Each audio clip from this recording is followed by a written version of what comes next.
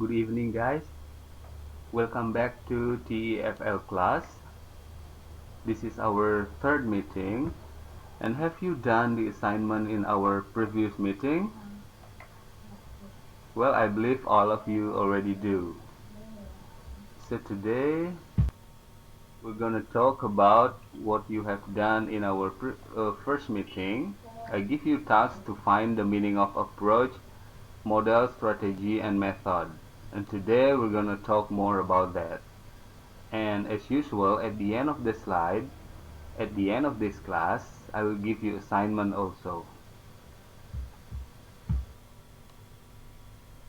Well, first of all, we're gonna start with shifting in education.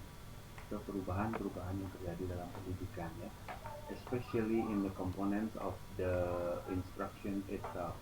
I mean perubahan dalam pelaku-pelaku pendidikan itu sendiri. Yang pertama kita mulai dari teachers. What is exactly the teacher's role? Jadi peran guru itu apa sebenarnya?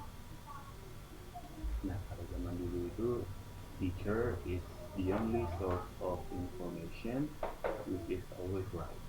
Jadi guru satu-satunya sumber informasi dalam pembelajaran.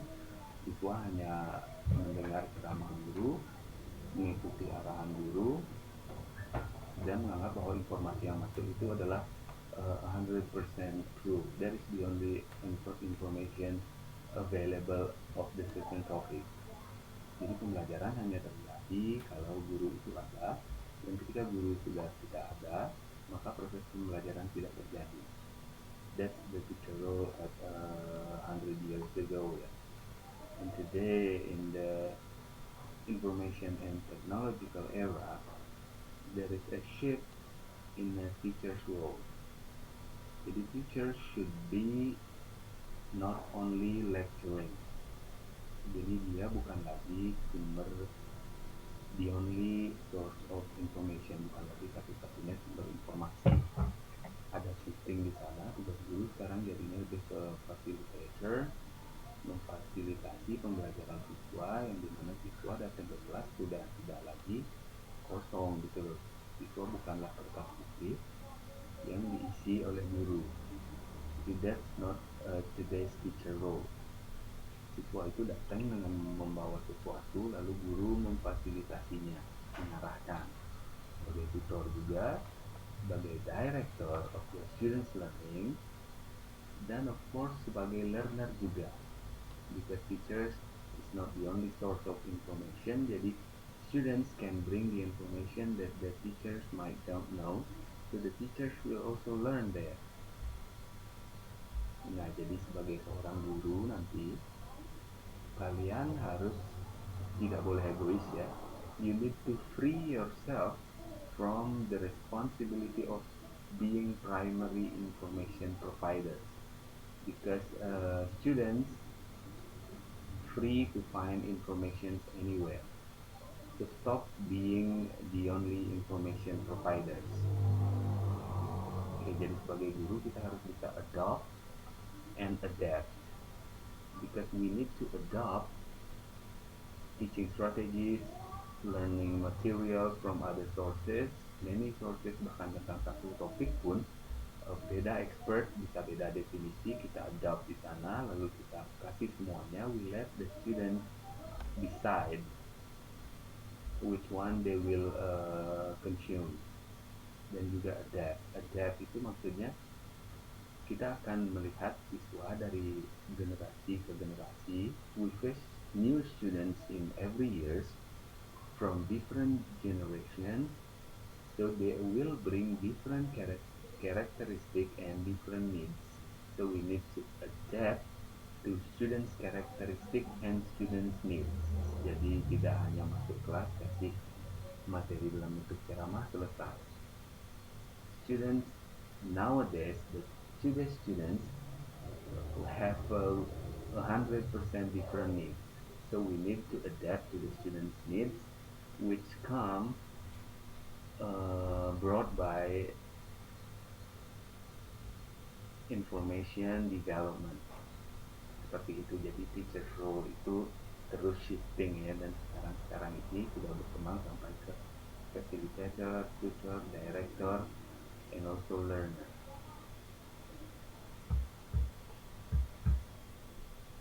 And as a teacher, we might know what we don't know, and sometimes we don't know what we don't know, yeah, and that can be possible to happen. And I think I'll talk yet a little about teacher's role because later on you'll do more about that.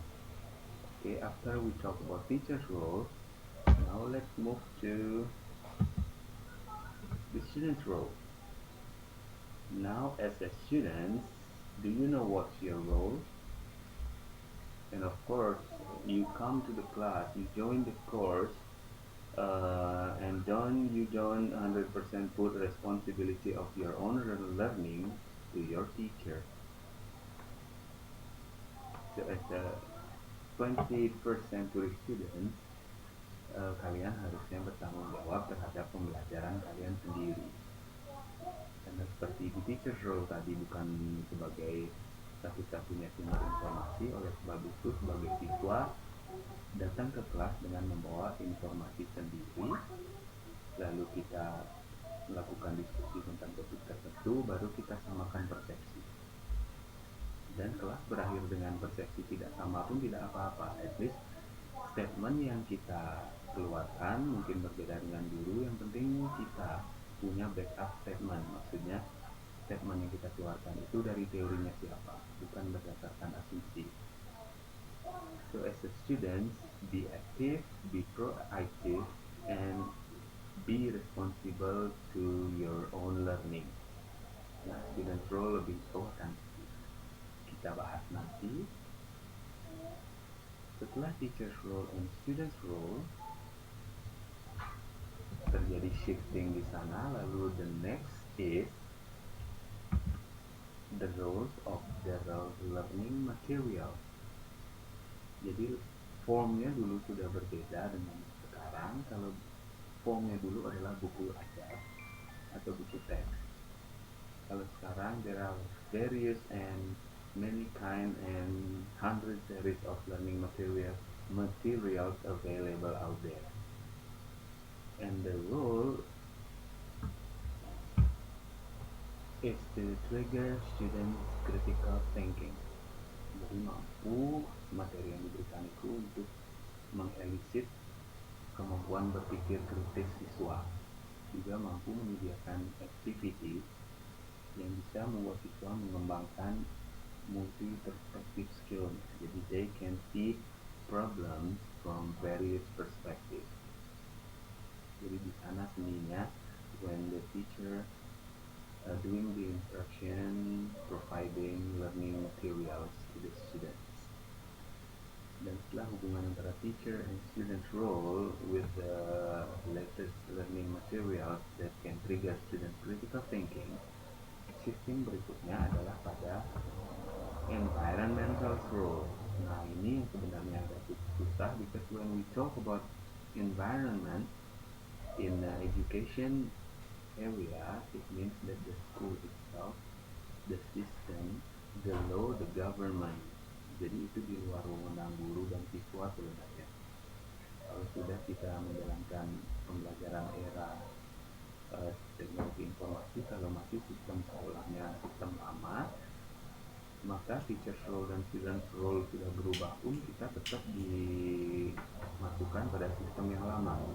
Itu masuk, duduk di belakang tangan dan seterusnya. Jadi environmental role itu plays a very important point to support the shifting of education itself, the shifting of teacher's role, student's role, and learning materials role. Okay. This is figure 1. I show you figure 1. Lot of strategy, method, approach, technique, and also model. Jadi observe the picture. Gambar ini merupakan satu kesatuan sebenarnya. Jadi satu tidak bisa hilang. Karena ini sebuah sistem, satu aja nggak kerja, yang lain juga jadinya kacau. Dan satu bagian merupakan turunan dari bagian sebelumnya. Nah, susunan yang terbesar di sini adalah yang mana?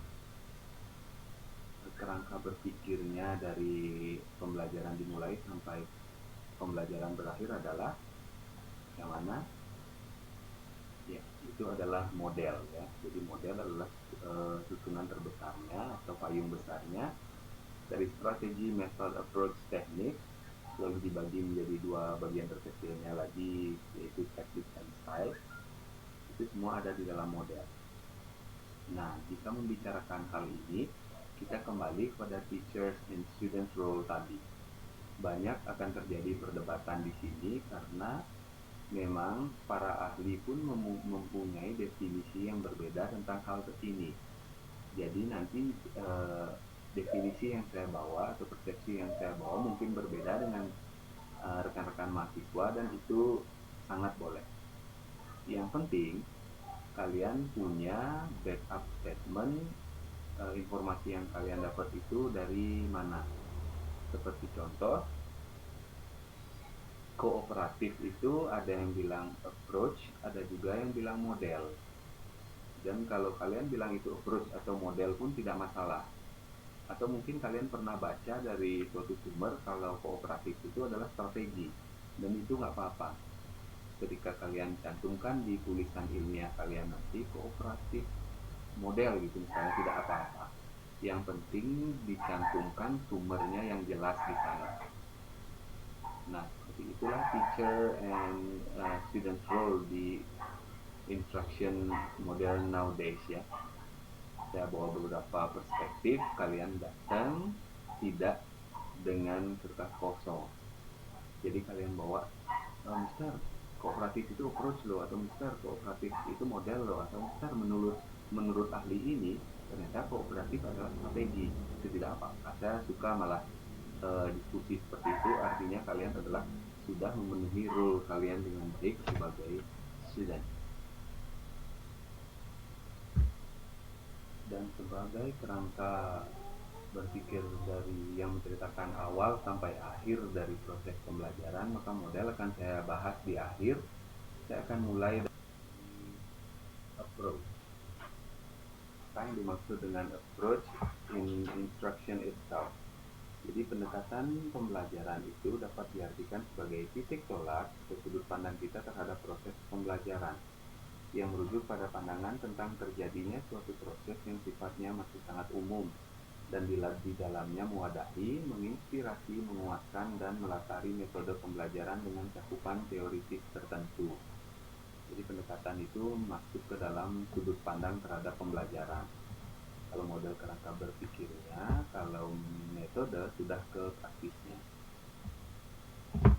Nah, dilihat dari pendekatannya, sebenarnya pembelajaran terdapat dua jenis pendekatan, yaitu student-centered approach atau pendekatan yang berorientasi atau berpusat pada siswa, dan juga teacher-centered approach yang berpusat pendekatannya pada guru.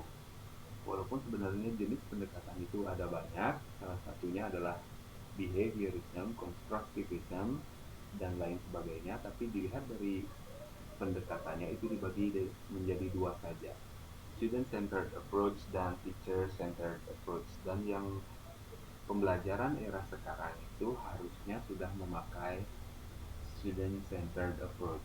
Kenapa? Karena role of the students agar pembelajaran maksimal itu lebih baik pada pusatnya siswa, dan the teacher plays a role as a facilitator, tutor, director, and so on and so forth. With the strategy, just like what I've said previously, kalian bisa ambil definisi from various sources. Kalau yang saya pakai adalah definisi dari strategi from J.R. David in 1976, who states strategy as a plan, method, or series of activities designed to achieve particular learning objective. Yaitu strategi pembelajaran merupakan kegiatan pembelajaran yang sama-sama dikerjakan ini oleh guru dan siswa agar tujuan pembelajaran dapat dicapai secara efektif dan efisien. Jadi apa tujuan pembelajaran yang disetting oleh guru? Nah, strateginya kita tentukan untuk secara efektif dan efisien bisa mencapai tujuan tersebut. Misalnya, kalian men-setting tujuan pembelajarannya adalah students are able to communicate effectively in asking and giving information. Topiknya secara spesifik adalah asking and giving information, yaitu pada subtopik direction. Jadi gimana cara kita menanyakan alamat, itu misalnya learning objektifnya.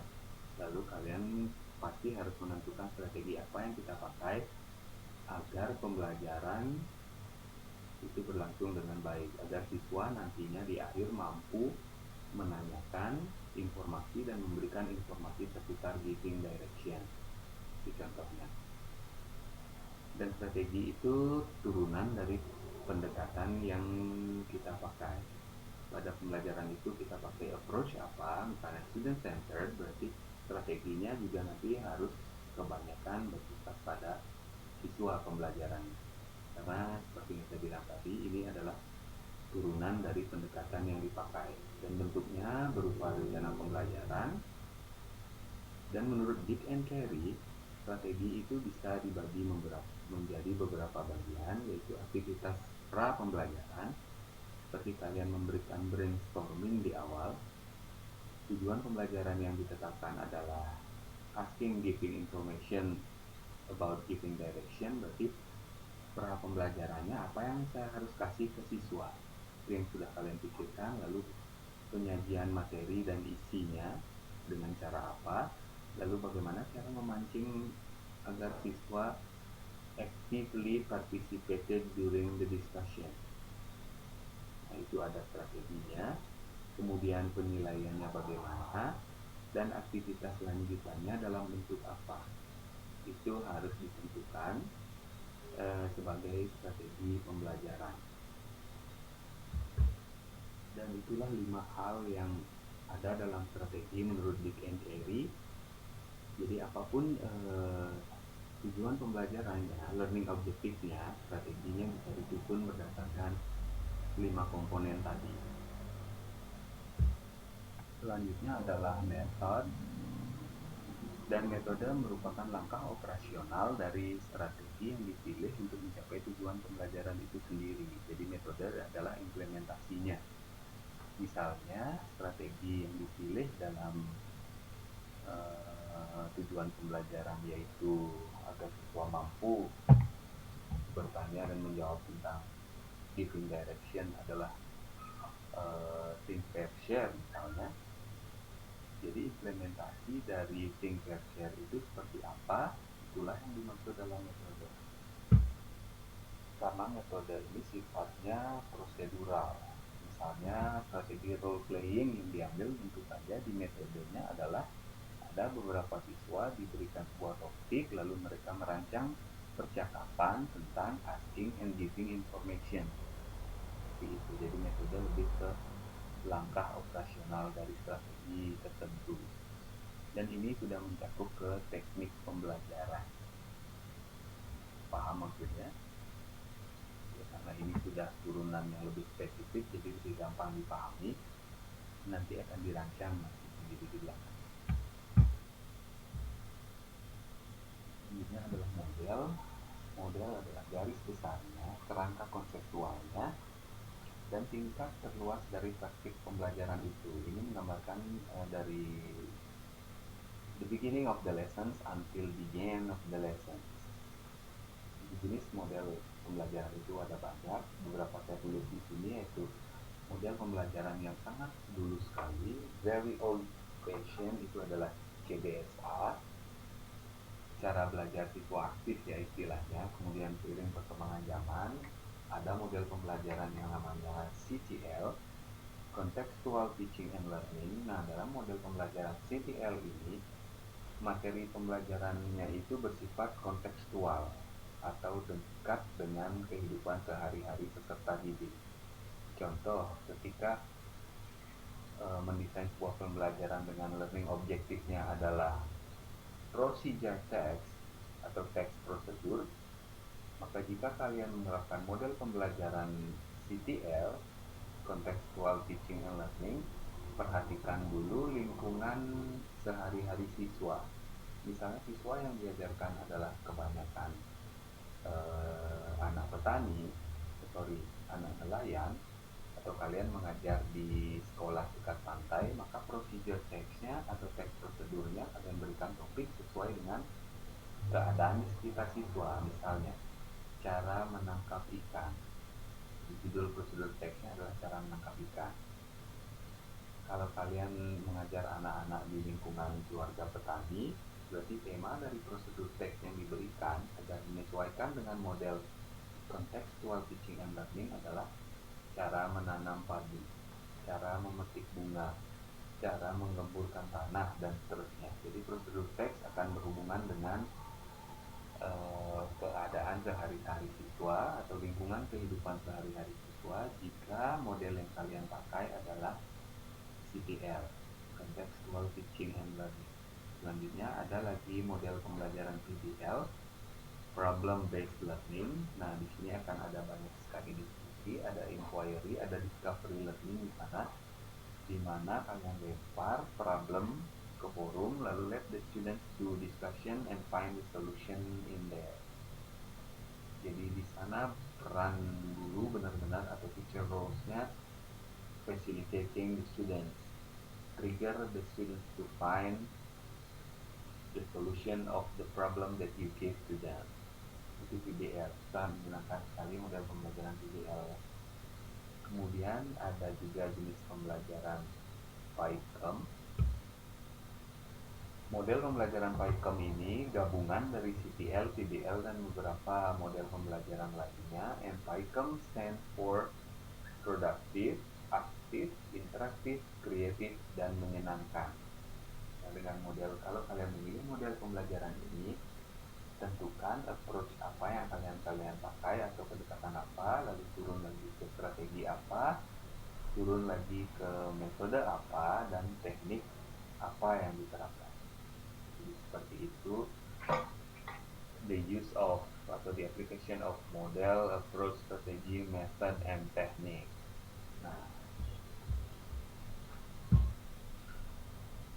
kita kembali ke slide pertama, and this will be your assignment in this meeting. You find the source, temukan beberapa referensi tentang certain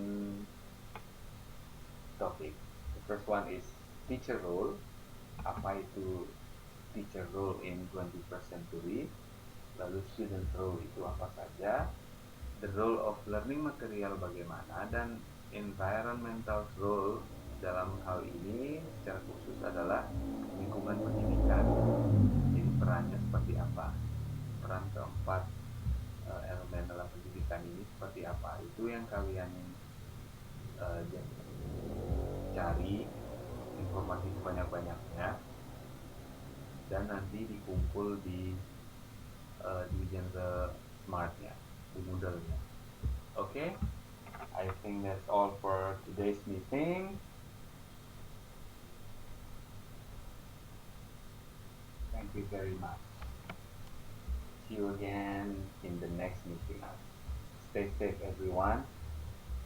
Goodbye and good luck.